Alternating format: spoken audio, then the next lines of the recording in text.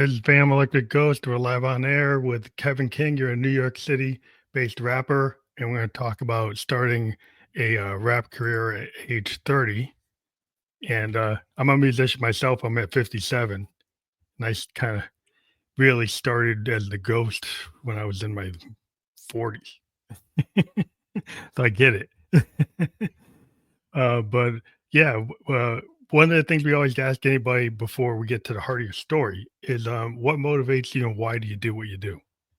Yeah, I mean, I'm a detour first and say hearing you say that inspired me as well. Because one, you certainly don't look like you're 57, you know. So congrats on the good genetics. But two, and more importantly, it's really cool to hear that there's other people pursuing things, especially musically, sort of past, 23, 24, where you see all the artists nowadays. Yeah, that's a young Um, person's game, they say. Yeah, that's what they say. Nowadays, hopefully not, right? We're a little untethered from record companies and stuff like that, so we got a little bit more freedom. Yeah, in terms of why do I do what I do, right? Is that Yeah, yeah. so for me, I think it's something I've always loved. I might be 30 now, but at 30, coming in with 13 years of actually having made music and experienced it, having been freestyling and rapping since I was 17 years old.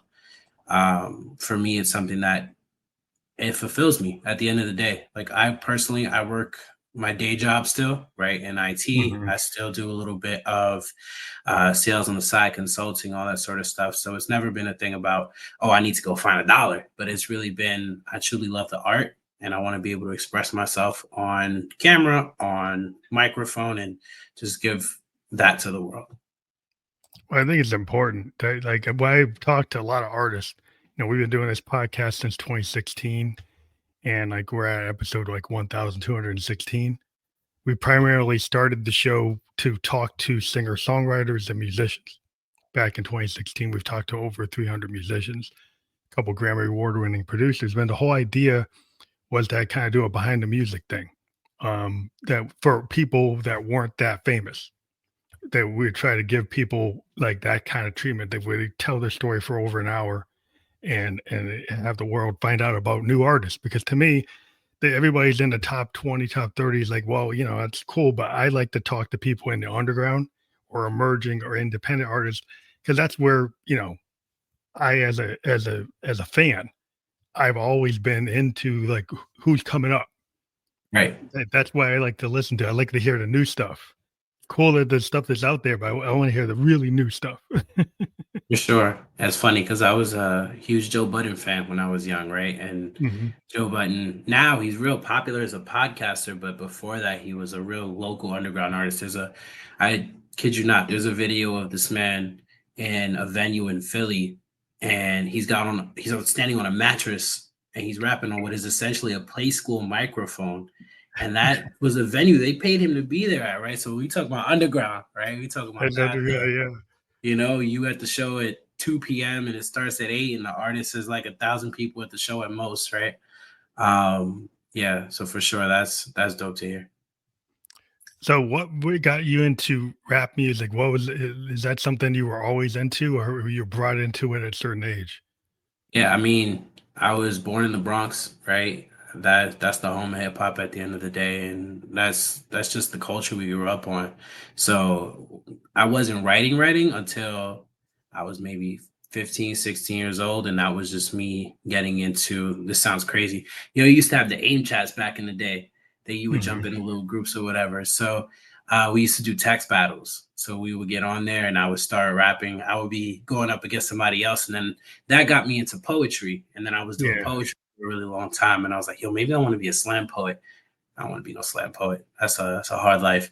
But I started really getting into music, getting into the studio around 17. But in terms of being around hip hop, since the day I was born, damn near, right? It's always been two genres that play in my house: is salsa and hip hop. Uh, so it's definitely something where for me, it's just a love that I've always had. In terms of like being a musician, in terms of the structure, like in the hip hop world, it's like understanding how to use drum machines and samplers and looping and knowing how to use like an MPC or using a DAW. I'm a more into, a child of the '70s, so I saw people using the 808s Yeah. and the 909s and the TB03s. That's what I saw. And I'm a musician. I'm a keyboardist myself, so I'm using like Moogs and Junos and Yamaha DX7 stuff like that. So in terms of like the music, are you more of a person that's like doing the sample based structure, or writing in the DAW your own tracks, or like what's your inspiration there? Yeah, so I work with producers. So I do a lot of the writing. Well, I do all of my writing, but I do a lot of the sort of structuring of the song. So I'll work with a producer and say, okay, I want to arrange this song so that we start with an intro, we get into a bridge, and then the hook, and then the first verse, et cetera, or however we're going to structure it. And for me, that's really where my love is, that the wordplay, right? I think it's really cool to think about like the Jay Dilla being on the MPC and like slightly mistiming his Yeah, beats, right? So you yeah, can't that's probably reproduce something like that. And you yeah, know how that's everything kind is, of man. I nerd out about it a little bit, but it's definitely something where that's one of those things that I remain in awe of when I watch other people make beats, right? I'm like, I tried to put together a beat once and it was horrible. Maybe if I produce more, I get better, but it sounded like it was like military sounding drums in an Anita Baker sample. And I listened to it once and I was like, what the hell am I doing here? You know what I mean? yeah. Um, It's kind of know what you like. You know what you can't, what and you know your limitations, and you know what you're good at. But also, yeah, like as a musicians, like they just tell people like it's like 10,000 hours of being a pianist or a bass player to get good. And yeah, and I'm 57, and a lot of that was when I was like 16 to yep, like in my 20s. And so, and some people like because you have the tools, because you have the DAW, yeah, it might be harder to sit there on a bass and actually get it. But I would argue to people who want to be musicians, like it is worth it to learn it that way if you want to. But I yeah, understand if you don't feel it, like you got to feel it and want to do it that way. yeah. Just And being on an MPC is like you got to feel it and want to be able to use it's it. funny because I'm soup to nuts, right? Like I'm a nerd a little bit. Like I work in tech now because it's something that I always love to do, and the segue just happened to be there for me. I was in sales before that, but I was the kid who had the hack PSP, right? I was jailbreaking Yeah, my yes. iPhones as a kid. So the technical part of it always is amazing to me, but I think even that production piece of it, it's an art. So I know how to work on like let's say a Reaper or a Logic, right, and create the beats. But in my head, when I hear it, I'm like, this isn't the same. This isn't the same thing that I really want to go for, right? And it's always funny because you make music that is an expression of yourself, but it's not necessarily the music that you listen to, right? It's like Yeah. nowadays I'm really into soulful music, a lot of Ari Lennox, that type of stuff. Oh, cool. But I find myself when I make music, I'm like, I'm not, I'm not the, single girl in the new apartment that Ari Lennox is, right? But I'm certainly, I'm certainly going to give you who I am in my music, and so it comes out very different. Yeah. Um, but And yeah, the it's a stamp your different voice. crap. Yeah, Yep, it's like, absolutely. and the cool thing is like the tools, like even the 808 allowed a kid in a room to Yep. be able to put beats together. Like where I was growing up, like you had to have the drum set, right? Yeah. Yeah, and to be able to, you had to have that skill to be like a Motown level or Stax level drummer. Yeah. Which there's something about, like I play with real drummers, and there's something about having a drummer that can actually put it down on a kit that I will always say is like, if I can get a guy that can do that, I'm always going to go with that guy. Yeah. But even though I can program my 808 or my Lin, having a percussionist, like there's something about that I've always Different. like respect. It's different.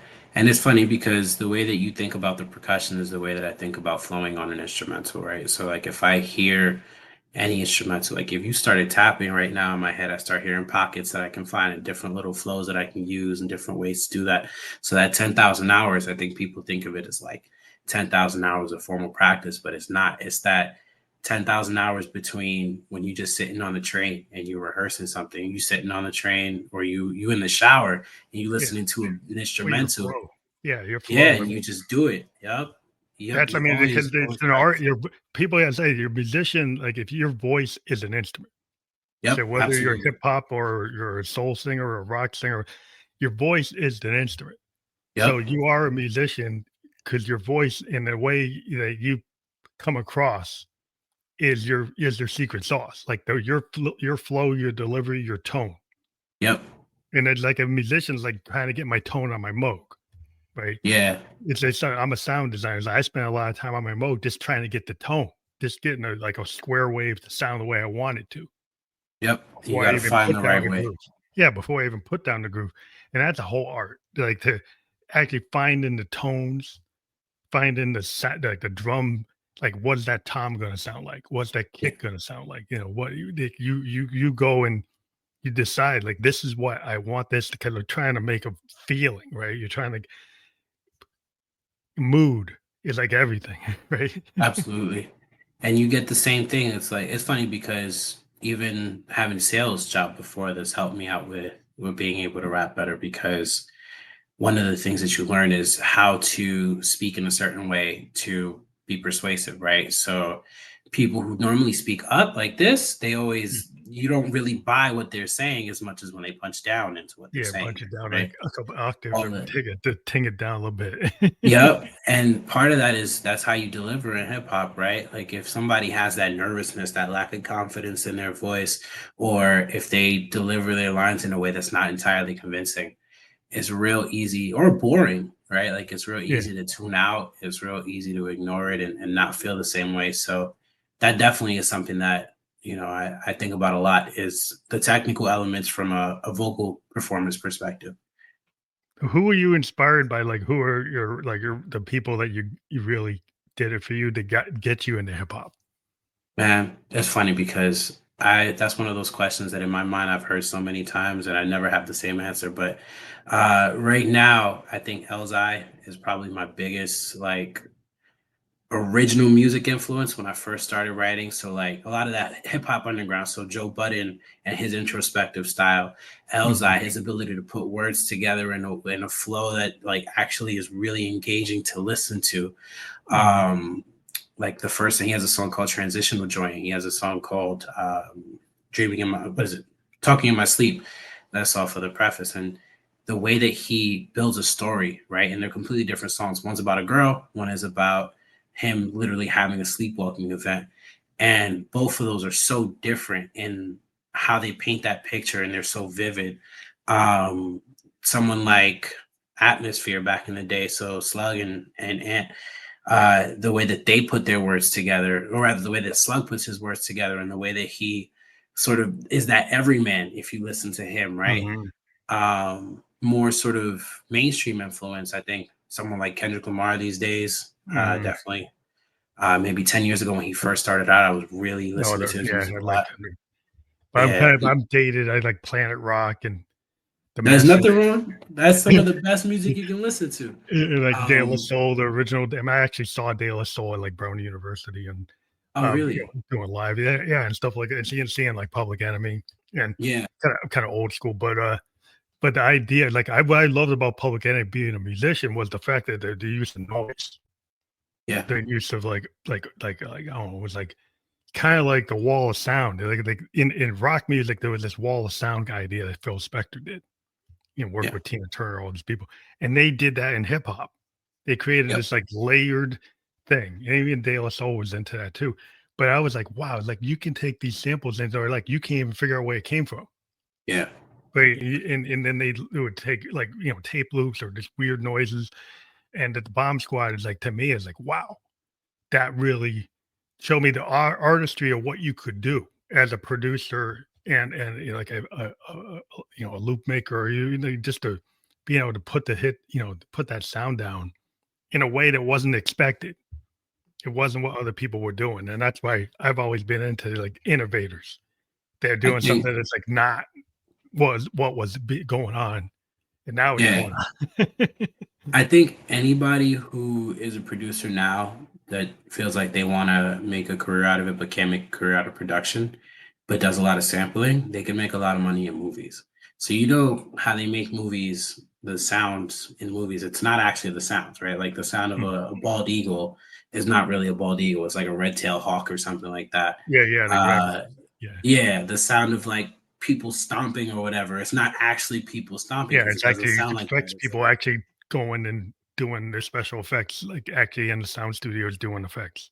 yeah, and I feel like if you can hear sounds and be like, "Oh, this sounds like this," or "This can create this image," I think that's such a gift to be able to have, right? And if you do that on top of production, I think that's one of those things that in movies, especially or TV, wherever you can do sound effects, you can make so much freaking money. But that's I'm the same. It's funny because I'm the same way with like lyricism. It's like I see stuff and I'm like, oh, that would be a good line. Or this would like you just take stuff in the back of your head. You just like you say But stuff you're or a you hear writer. stuff. It's the same as like Yeah. I talk to authors all the time. Like an Yeah. author's like 90,000 words, 200,000 words. But songwriters, we're doing something at 2.5 minutes.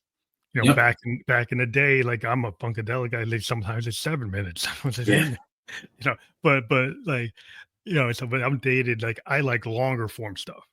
So all Right. my stuff is like Sun Ra, Coltrane, like long pieces Yeah. have a lot of changes, timing changes, polyrhythms, all kinds of crazy stuff. But I know today is like a game. Do you run it, or is that true? Like the type of hip hop you're into, can it be longer than 2.5 minutes, or is it structured to be less than 3 minutes? Well, I will contextualize by saying that the headline of this entire podcast is starting a rap career at 30, right? So for hip hop artists, and I'd be considered a little bit of an old head. Uh, so I do want to say that whatever I listen to might not be what the youngest of kids are listening to nowadays, and what they'll be listening to in 5 years. For me, I don't care. I listen to a 9 minute solo. I even look. I love hip hop, but one of my favorite albums is Love Supreme, right? Oh yeah, that's the And album. that's an album. I mean, there's 4 words on that album, and there's actually 3 words. I'm sorry, and it's the title of the album. Yeah, yeah. You know what I mean? And So, yeah, Sunrise, like Sunrise used to have spaces to place. It was the same kind of idea. Like there's yep. certain types of jazz that actually will take like a mantra. And Yes. Sunrise was doing it before Coltrane, but Yeah. there's a lot of examples of his stuff doing that way before in the 50s and early 60s. But Coltrane saw that, and I think expanded because he's amazing sax player. Yeah. I mean, he's like, another world. He's like the Hendrix. I mean, Hendrix actually was inspired by the way he played. A Yeah. lot of Hendrixian guitar licks are kind of Coltranean, if you're going to call it what. It's like That's the why he same. uses teeth, right? Yeah, he uses teeth, but the fact is, like in terms of the tone, he's Yeah. actually channeling like a sax on a guitar. In terms of Right. his tone, in some places he's able to do that because he was into it and he Right. was listening.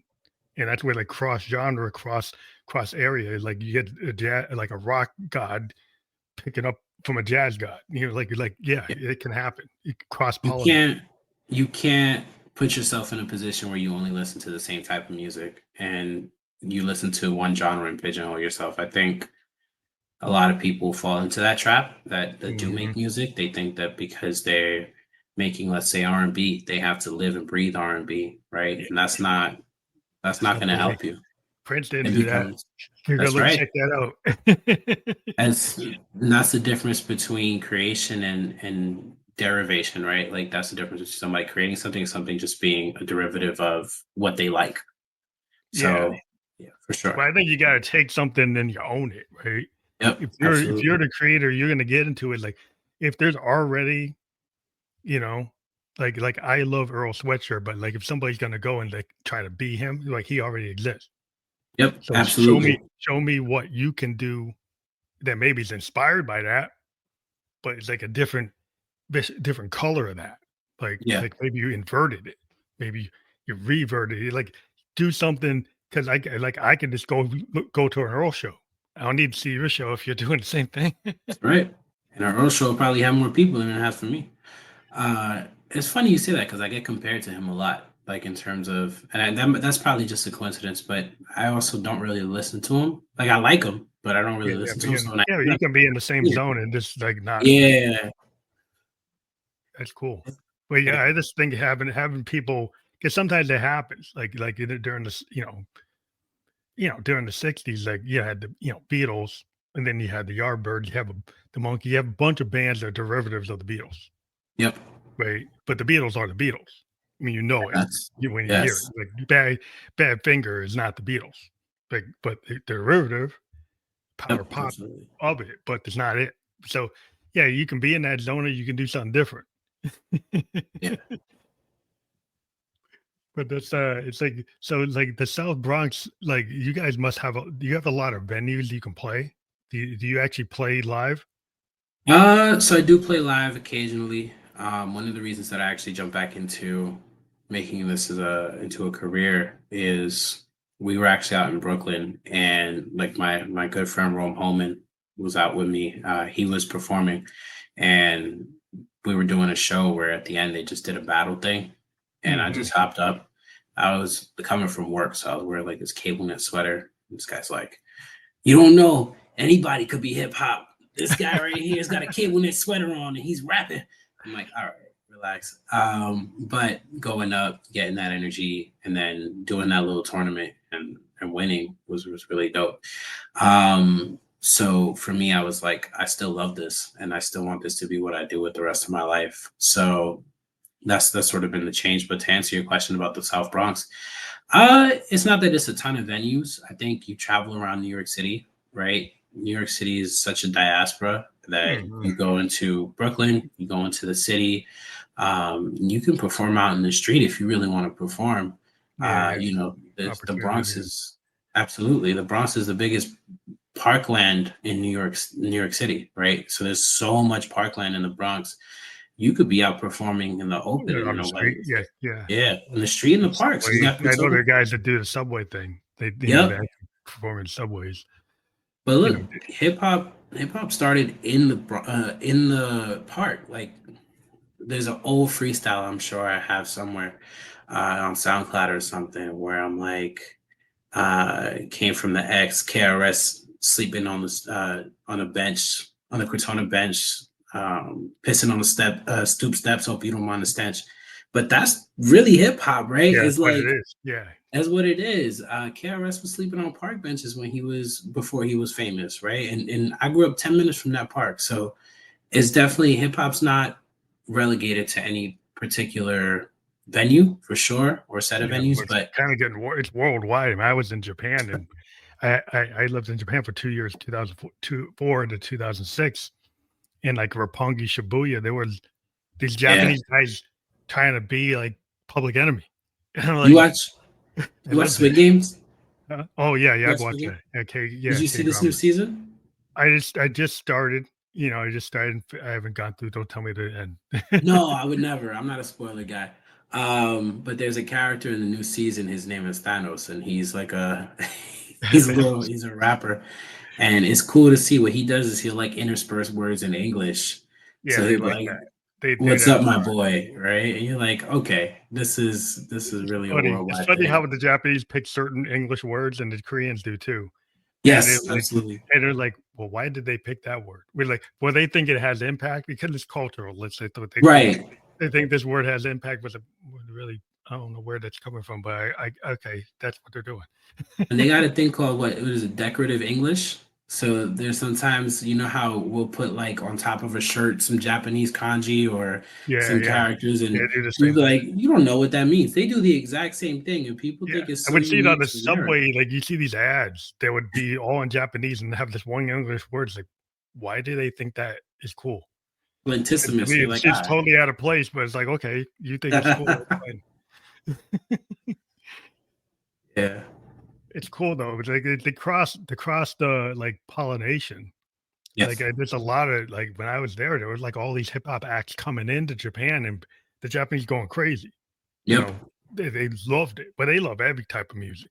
But Yeah. anything that comes from America, you go in a section of town and they were doing Coltrane. You had people mirroring Sun Ra, mirroring like Monk. They were just doing every type of music from rock to to pop to anything, and then they would put their own stamp on it, and that was what's cool. Is like they had their own kind of Japanese version of it, and that's and it's cool how our music, a lot of our American music is black, like Yep. from going from like the to the delta, blues and jazz, rock, hip hop. These are all forms that we created. The like African Americans or Latinos, like brown Americans, we created these type of tones. We created the whole thing. Yeah, So absolutely. it's That's just a cool whole to see lot. it, to get it out there. It's so dope, and it's cool because it's funny. We're as Americans are very used to dare like sort of being divisive about stuff, and out there they don't care as much, right? Like, No, they love our culture, yep, and they love like anything, and that's kind of like our biggest like asset yes, is our art. our It's biggest worth export, absolutely. it's worth a lot of money. And people are like, "Oh, you're an artist." It's like, when you gonna get a real job? It's like, art is like our asset. Yep, absolutely. You're the biggest exporter in the world, right? And making music and making art and acting, whatever it is, entertainment. It's so cool. Have you like in terms of like EPs and singles and albums? Like, are you into the single type of format or EP or album? I know it's like hip hop seems to still be really strong in albums. Like a Yeah, lot of hip hop people will actually listen to the whole record. Like Kendrick Lamar record, they'll listen to the whole thing. Like yep, a Earl or anybody from Odd Future, they'll listen to all their stuff, like all the way through. yeah. Is it do you are you working in that kind of format, or which formats are you into? Yeah, so right now I've been dropping singles because we're just getting things started. We're trying to get the ball rolling as much as we can. I have an EP that just came out, King's Ransom, which is comprised of those singles and then sort of a bonus track on that. But I'm really trying to get to work on this first album. It's going to be hopefully about 10 to 12 tracks. I already have the concept in mind. I have a couple of songs ready for it that'll probably end up being singles. So I'm really excited to make that into sort of my first full length album.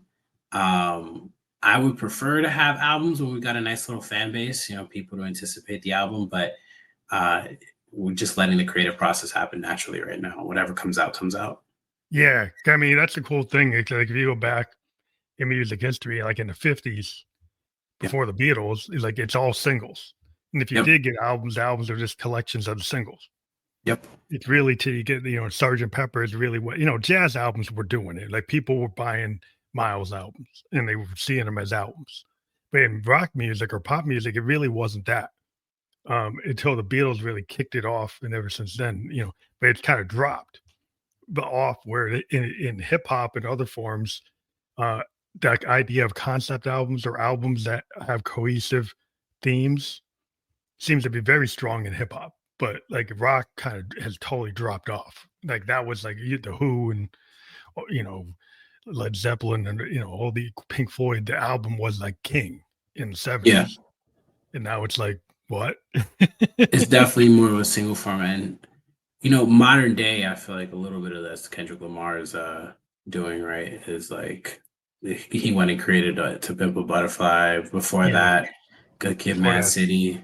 Before yeah, that, there was Section like it 80. was. I felt like you got to listen to the whole thing. Like every time I listen, I Yeah. wouldn't just listen to one song. If I listen to Kendrick Lamar, I'm probably listening to the whole record. Yeah. That And was a just lot the of way I people. listened to, but I'm a child of '70s, so I do that anyway.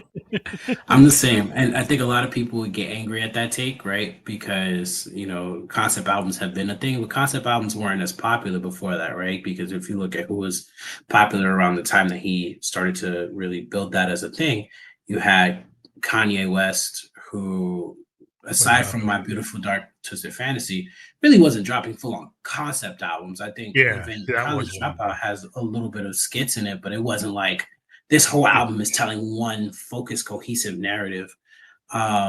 It's not the first concept album for sure, but it was probably the most popular one. And again, looking at that format, Drake at the time, Lil Wayne, those guys weren't dropping full on concept albums. yeah. So, The um, concept I always loved, again, even being a rockhead, because I mean, I was a teenager. I was listening to Tommy and Quadrophenia yeah, and listening to like Yes albums and you know Genesis albums like Lamb Lies Down on Broadway with Peter Gabriel. But like because I had a lot of different influences being a musician, yeah, a keyboardist.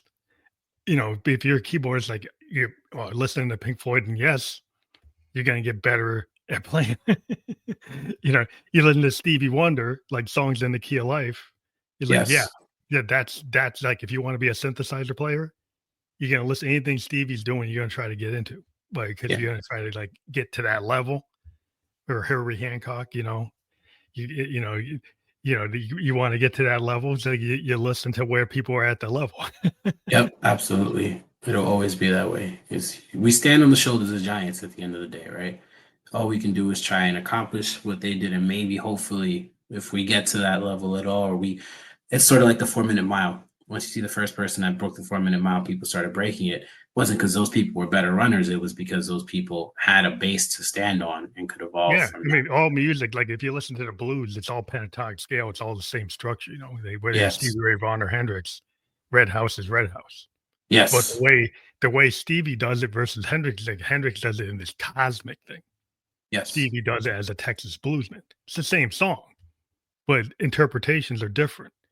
And Yep. so that's the thing is like, well, so I look at sampling, people say, well, people are sampling. It's like, well, any blues musician is using the crossroads all the time. Like they're using that idea. Like my lover left me, I'm gonna kill him, or they use these common themes. It's the same theme all the time. It's like how you do it with your voice is what's different, right? Yeah. And that With hip hop, that's I guess you have a wider range that you could come from. You could actually pull anything into it. that's funny because that's probably the biggest thing in hip hop is authenticity, right? And like being yourself and true to who you are and sort of your lived experience.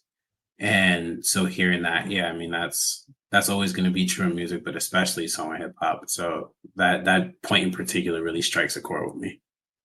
No Yeah, pun because it's intended. cool not hip hop. You could put some like reggae into hip hop. You could Yep. actually take some bebop, or you could do fusion. You could do You bebop or you could do cowboy bebop. You know what I Yeah, mean? Like you could really cowboy whatever bebop. you Yeah, want. well, I love cowboy. I can go into anime crazy. I could go into like Gotcha Man. Oh, really? Which you anything you've been watching lately? Well, Gotcha Man. Well, I've been watching uh the Don da Don. Oh man, that's good. Yeah, Don da Don. Well, I like they kind of remind me of Gotcha of Cowboy Bebop because it was Think different. so? Like well, because it's got not that it's the same, but the opening Yeah. had that kind of dynamicism that the Cowboy Bebop opening has. Oh Like, man. when you see it, there's, like not that they're the same, they're not using the No. same type of music, but it's not typical. Like, when Cowboy Bebop showed up, it wasn't like any other anime at the time.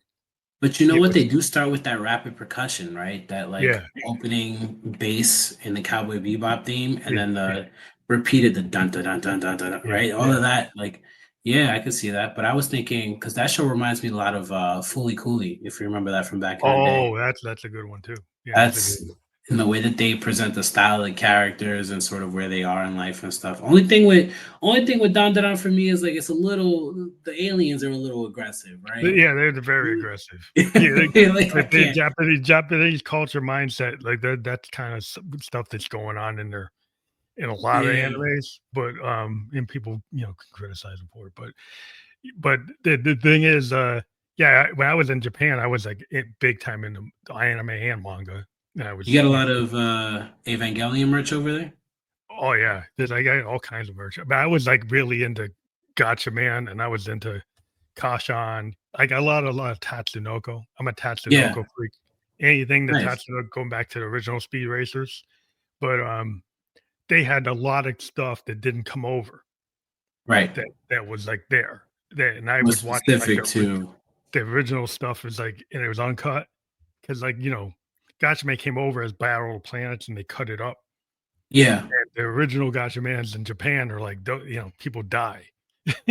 That's what I was gonna say. They turn a lot of them into American like kids cartoons, like American They cartoons. turned, that was not for kids. I mean, the whole thing Yep. about manga, you go on the subway and the salaryman in the morning are reading manga. They're not Yeah. reading. They're actually reading manga. They're in the suit and tie reading the manga. So it wasn't just a kiddie thing. It's like so it was like the content can be a little mature, but Yep. it's like The one that got me was Kinnikuman, so Ultimate Muscle, mm, right? Hmm. The 4 Kids version back in the day was very like it's all fart jokes, it's all silly or whatever. People aren't really getting walloped. And then I was watching the new one that just, and I've read some like back issues. Like I know that that started as an Ultraman parody, but Yeah. seeing how it evolved into what it is now. I was watching the new series that came out. These guys are bleeding everywhere. They got holes in their stomachs. They're getting shred up. You're like, whoa, this is Anime and manga are like not just. It's not like Looney Tunes. It's not. It's not. yeah. It's not Looney Tunes. These It's guys not are that. not That's coming not what back. it is. It's like you better understand. It's like don't use that as a babysitter for your 10-year-old. For your 8-year. You It's like could. you You could. could. You just your Yeah, kid will end up like a very loony place. Let's put it yeah, that way. you may not want to do that, but yeah, it's just cool the different things that come out of it. Like just the cross cultural stuff because there's a lot of like Samurai Champloo, it's like mixed hip Yeah. hop. You know, like I love everything that that he does. But like all his animes are just crazy. The creator of Cowboy Bebop, like Watanabe. Yeah. Watanabe's like animes are just unbelievable. Yep. Um, I'm always hoping he would do another one. I don't know if he's got another one in him, but He does. He's coming out with something. It's oh, cool.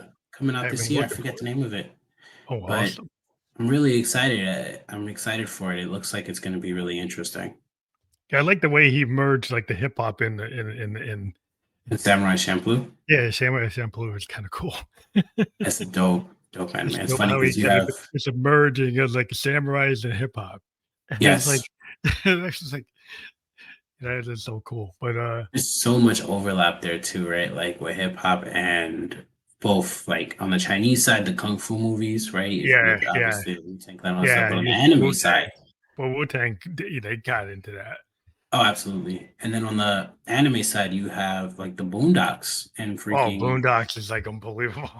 that is so heavily inspired. Those characters are drawn in an anime style. That's Yeah, it's a whole anime. It's like a black, statements like uh, but done in an anime perspective, like a manga perspective, and absolutely. it's so cool because I think both the audience that consumes hip hop and manga, there's like they're crossing over. Like there's a Yeah, big convergence where a lot of the people, the Wu Tang kind of shows that, and Samurai Champloo shows that. So you see this kind of merging and the interconnectedness is it's really cool. great. You can like expand your horizons. Is like you can use different themes. You could come up with different ideas. And Yeah, I mean, a lot of people. There was a Lupe Fiasco album recently, Tetsuo and Youth, where he was watching Akira, and that's where he got the name, the Tetsuo name, right? So that's dope. It's really cool to see that influence across the board. yeah, because it's going both ways. Like they're Yes. like where it's not just one way. It's like two-way influencing.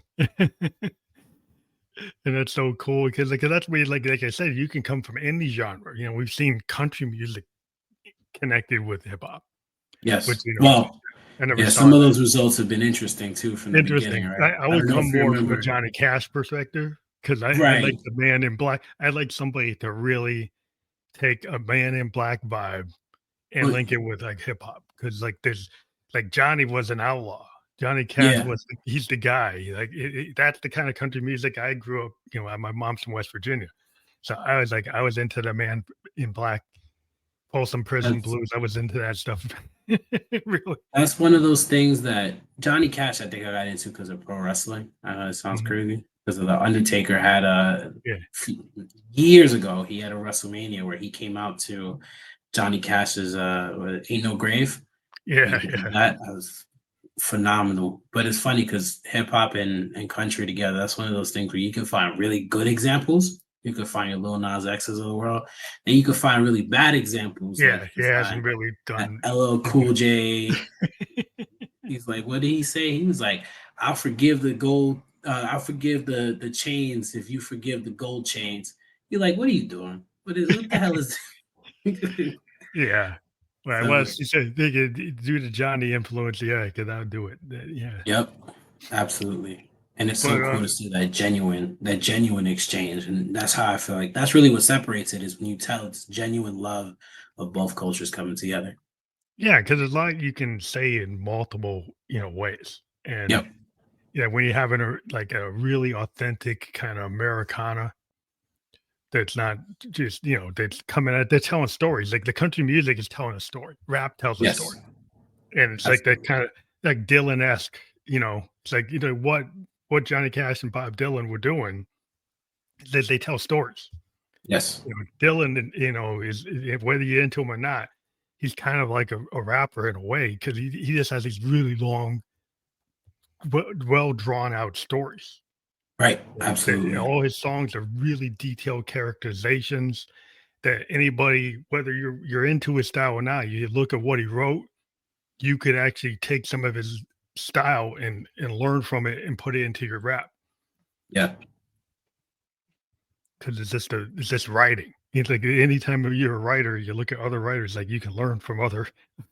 Like I'm a songwriter, and I look at any writer, you know, like any You'll kind of always form. figure out new stuff. You're always Yeah, learning, even techniques. It's crazy. yeah. 'Cause you just like I think about being a creative, right? Is that you are kind of like a sponge, and then you can Yep. channel, and then you have your That's own vision. And so how you hear something is not how somebody else hears something, and then you can weave it in a way that and tell reframe it. Like how you yes. frame things is that's like you that's your sauce, secret sauce is like how you can do that, right? So in terms of do you have like if somebody was A&R person gonna ask like what is your style? If so you're gonna market like your type of hip hop, what would you give it a label? Would you give it a sub label, a subgenre? How would you Yeah. I describe your mean, I don't know that I would give it a subgenre necessarily. I think there's a lot of right now, if you're talking about the sound of it, it's a yeah. little bit darker, moodier, trappier, right? But I integrate a lot of imagery into what I do. I integrate a lot of storytelling, right? I Mhm, think if you listen to Fall, which is probably the most recent single that I put out at the time of this recording, I'm showing you a lot of the environment that I grew up in, right? mhm. The you was rich if you had the sidekicks or the pelly pelly leather, hot in the summer, but it was hitting in December. No haircuts when you broke, feeling broken. Like all that sort of stuff is like very, this is how I grew up. This is my world. But then I have, a lot of songs that are aspirational. I have songs that are um, really not going to fit into one particular pocket. So I would say, I think lyrical for sure is going to be part of it. And I think it's just one of those things you hear it and I'm unique. I'm a unique voice in hip hop and I don't fit cleanly into any one particular pocket. Maybe that'll be a problem in 10 years. Hopefully it just means I'm creating my own lane. Well, I think it's cool to have your own voice, just get out there and like, I don't like to get labeled either. I ended up creating this thing called expansive sound. Yeah. So what does that mean? It means I can kind of go anywhere. Yep. What does that mean? It's like, well, I mean, one day I could be doing punk aesthetic, next day I could be doing fusion, you know, Yes. next day I could be doing progressive rock, Yep. the next day I could do funk because it's expansive. That's what it means. As you go wherever you're gonna be. Agreed. I think that's the best thing you can have is that flexibility, right? It's Yeah, like you look at the greats and it's like, do they always fit cleanly into one pocket? And the answer is hopefully not, unless they defined it, you know? yeah. It was like Miles. I mean, he was the bebop king, and then Yes. suddenly he created fusion, and even as the hardcore was saying, "Well, fusion is not real music," and he's like, "Well, that's where Miles is." It's never real music when it's new, is it? Yeah, because everyone was like, "Oh, he's like," and I remember Herbie Hancock said, "Oh, I was so happy that Miles gave me permission to say." It was just interesting that Hendrix was cool, where Yeah. where a lot of jazz musicians were saying, "Well, Hendrix not a real musician. He's like, he's out there, he's whatever." And Miles said, well, "I dig him." Then Herbie Hancock said, "Well, if Miles digs him, I can Not dig easy. him." I'm Yeah. well, you can dig him, even Miles don't dig him. It's like, but you got to give a permission structure, I guess. Absolutely. But that's like don't get yourself so stuck that you got to get permission to like somebody. If you like them, you like them. That's right. I agree. 1,000%. Yeah, 'cause that's what we need, more cross genre. We need more people willing to, like, don't stay in the safe zone. Yeah. Go and show it, because to me, it's like, what I like to hear is something like, that's kicking, because I didn't hear that before. Yep. If I heard something Absolutely. before, it's like, well, that's nice, but I'm looking for, Cool. like, new voices. That's and it's with the problem with, like, the algorithms in today is like, "Oh, we wanna do something that we know." Well, I like, I want the newfound sound. And I it's don't want the funny. known sound. I was just thinking about that recently. I think a lot of people are chasing getting pushed by the algorithm, right? And I think they fundamentally misunderstand what the algorithms are trying to do, right? The algorithms aren't trying to push your content because it fits into something. It's from a creator standpoint, trying to find your audience. So if you can stay consistent and true to yourself, you can find a lifelong fan base. And I'm even seeing it now. It's a small group of people, but we're seeing, people respond really positively to the music. People, it's for them, right? Like I've heard, and nobody's immune to criticism. I've heard people be like, "Yo, I don't like this," and that's Well, yeah, okay. well, that's what you want, because sometimes, like, what people, initially will hate something, Yep. you know, because, I always like Dylan's voice Oh, was it's not the annoying. was I'm not not the gonna lie to standard you. voice. Like, I don't even know how Columbia signed him, because Columbia had, like, Frank Sinatra, had all these people with these high level voices, Yeah, but then they gave him a shot because they what happened is they looked at his lyrics. yeah, They looked at what he was putting down, and what and he it was was putting different. down was, like, he ended up giving songs to all these other bands. Yes. And one of the reasons they looked at him and said, "Well, he's a songwriter, so we can," Which you know? I mean, I love Bob Dylan, but I am gonna say it's probably for the best, right? I don't know if we had a world where Bob Dylan wrote every single song and then performed it, he had the ability to let us listen to that forever. I love Bob Dylan, but Yeah. his voice, is one of those you can take in increments. You know what You I take mean? it, leave it, but it's really his style, his capability Yes. is kinda from a historical perspective, but, what he was able, like, Hendrix took some of his songs, and then because he wrote them, All Along the Watchtower, that's a Dylan song, but the Yep. way Hendrix executed it is like, "Oh my god." It's Like, so different. yeah, but it's like, that's the way Hendrix was, like, totally enamored with his lyrical style, and he look at how great a musician he was. He Yes. just looked at, like, these lyrics are, like, speaking to me, and so that's where, to me, it's like, so that's how sometimes you look at some things, and it's not always the face value. Sometimes Yeah. it's another level, and, hope people today can get to the depth, because we're kinda in a superficial age where, like, sometimes you have to look a little deeper to find the diamond in the rough. With that, in a superficial age, people's like, "Well, I don't get it in 15 seconds. I don't get it in 30 seconds. I drop it." Well, that's the thing in the industry. Like I had a person I was working with for a long time, who worked with Rakim and he worked with KRS-One and he worked with a lot of legends when they were first starting out, Biz Markie. And he was saying if you submit a single to a radio station, you submit a single to a record label, they don't have so much time to listen to the full thing. So they get the first 10, 15 seconds. So unless you come in with an audience beforehand, you're not gonna find anything, a lot of the time Yeah, because you have yeah. to blow somebody away in 10 seconds. And realistically, nobody can blow everybody away in 10 seconds. Yeah, it's hard. A lot of things don't kick in. They Yep. don't kick in that first 10 seconds. So the big thing is, like, if you can build that organic base, like, if you can build that fan base kind of like you from the underground, it's kind of like, the idea of, like, CBGBs in these little Yeah. clubs in New York. Like, you built, like, the Talking Heads. Like, who would have thought David Byrne would ever get big? With, Yeah. look at it, like, how many people actually are like that? Nobody even live like that today. There's a very unique thing. Is like, how did that happen? Well, because he had the base of people like the CBGBs and say, "Hey, there's something going on here." You know, Sure. so you got to build up. Like, you tour, you show up, you get in a collective, you get in, you on the social media outside, like the normal structure, outside the big streaming services. You get on, like, some underground. You're on SoundCloud, you're wherever. You're on something where Yeah. the people are listening, right? And you get out there and you show up. Like, you put the singles out. You have to Like show up. Motown. I mean, Barry Gordy, they used to put songs out. They used to take songs that didn't work with one group, with the Temptations, they give it to the Four Tops. They don't work the Four Tops, they give it to Marvin Gaye. They would take the same song and move it around Just in until case. somebody You got never it. know. Yeah, you never know what sticks. You truly never know what sticks. Yeah, you take that, throw it at the wall because it's like because they would think the Funk Brothers is like, hey, this is gonna work. It should work. Yep. You know, it does. Oh, it works with this guy. Didn't work with this guy, but it worked with this one. So we'll keep on throwing stuff at the wall. Yes. For sure. But we do have your Spotify link, and I do encourage everybody to go check out. Is there any other place you want people to check out your music? I mean, you can find me on any social media platform at Kevin King 922. Those will be in numbers. On YouTube, it'll be same thing, Kevin King 922. The music is up there.